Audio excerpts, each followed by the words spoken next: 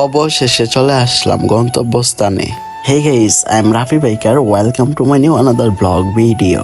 এই জায়গাটা বিকাল বেলায় অসাধারণ সুন্দর দেখা যায়। আপনারা যদি নিজের চোখে না দেখেন তাহলে বুঝবেন না বিকাল বেলায় কত সুন্দর দেখা যায় জায়গাটা।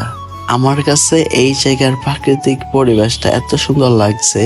আমি বিকাল বেলায় আমার ভাই ব্রাদার যারা আছে এই জায়গার এদেরকে নিয়ে ঘুরতে আসবো এবং এই জায়গায় গোসলও করব। আপনারা হয়তো অনেকেই এই জায়গার আগের অনেকগুলো ভিডিও দেখছেন। আমি চাইছিলাম তখন গোসল করার জন্য, কিন্তু আমার ভাতিজার কারণে গোসল করতে পারি নাই।